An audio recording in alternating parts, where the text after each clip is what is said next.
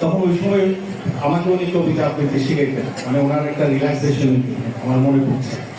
তো আমার অবস্থা সেরকম হয়েছে। 1000 বছর ধরে, আমি জানি না ওনার মনে আছে কিনা, যে মনানন্দ দাশের কবিতা, 1000 বছর ধরে আমি তো হাঁটিতেছি পৃথিবীর পথে, সিংহল সমুদ্র থেকে। তো ওইরকম। তারপরে কি যেন, বিম্বিসার অশোকে ধূসর জগতে অনেক ঘুরেছি আমি।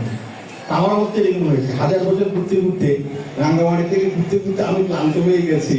আর এদিকে বের হয়ে উনি যখন আমাকে বসতে বলেছেন, বসলে হয়তো ভালো হতো, আমি যখন চেঞ্জের জন্য যাচ্ছিলাম তখন আমি তপাস করে পড়ে গেছি। ওখানে অনেকটুকু চিন ছিল। জীবনের পথটাও আসলে ওরকম কিছু, মানে বলে না যে নগরী আসা হয় বলে এরকম না। যাই হোক, আজকের অনুষ্ঠানে সম্মানিত সভাপতি সম্মানী জাহিদ। বাঁশখালীতে যে এত ডাক্তার আছে সেটা আমি জানতাম না। ওই দিনের মিটিংয়ে না গেলে হয়তো আমি মিস করতাম। সত্যিকার অর্থে আজকে বাঁশখালীতে যদি আমরা দেখি, এখানে মাহবুবুর রহমান সাহেবের জাজ, ওনার মতো আরো বেশ কয়েকজন ডিস্ট্রিক্ট জাজ এই বাঁশখালীতে আছেন, এবং ওনার উত্তরসূরি হিসেবে অনেক সিনিয়র জুডিশিয়াল ম্যাজিস্ট্রেট এই বাঁশখালীতে আছেন, এসিল্যান্ড আছেন, ইউএনও আছেন, অসংখ্য আছেন, যারা বাঁশখালীকে সমগ্র বাংলাদেশে তুলে ধরছে।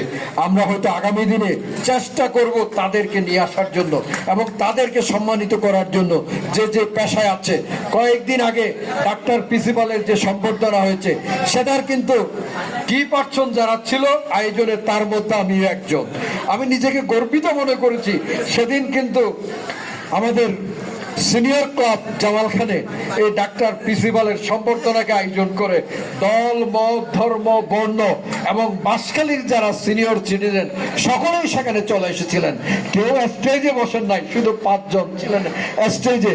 আমরা দেখেছি ইউএসটিসির বিচিকে একদম পিছনের কাতারে গিয়ে বসে থাকতে। আমরা দেখেছি রাঙ্গুনিয়া সরকারি কলেজের প্রিন্সিপাল পিছনে গিয়ে বসে আছেন। আমরা দেখেছি ডাক্তার এসসি ধর, যিনি একজন সিনিয়র কার্ডিওলজিস্ট, তিনি বসে আছেন মাঝখানে। মানে কারো চেয়ারের কোনো মোহ ছিল না, কোথাও বসবে, কে কাকে ডাকবে, সেই ধরনের কোনো কিছু ছিল না। এই যে একটা বাঁশখালী আমরা গড়ে তুলতে পেরেছি, আমি মনে করি এখানেই আমাদের সফলতা।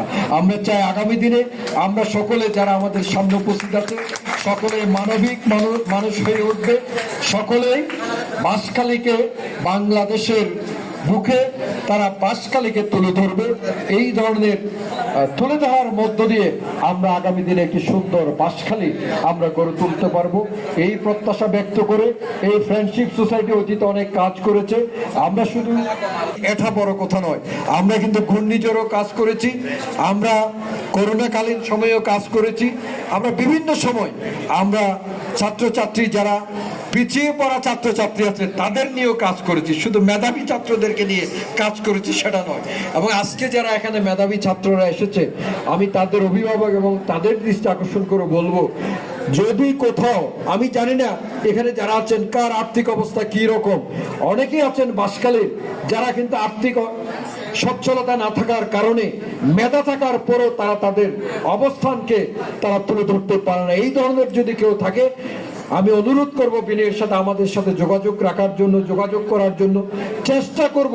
ব্যক্তিগতভাবে না পারলেও সমষ্টিগতভাবে আমরা বাঁশখালীর যারা বিভিন্ন জায়গায় অবস্থান করছে তাদেরকে সাথে নিয়ে আমাদের এই যে নতুন প্রজন্ম, তাদের মেধা এবং মননের চর্চাকে এগিয়ে নিয়ে যাওয়ার জন্য আমাদের পক্ষ থেকে সর্বাত্মক সহযোগিতা করার চেষ্টা করব। এই প্রত্যাশা ব্যক্ত করে আগামী দিনে পিছিয়ে পড়া ছাত্রছাত্রীদেরকে নিয়েও আমরা কাজ করব, এই প্রত্যাশা ব্যক্ত করে আপনারা যারা এত কষ্ট করে বাঁশখালীর পুকুরিয়া থেকে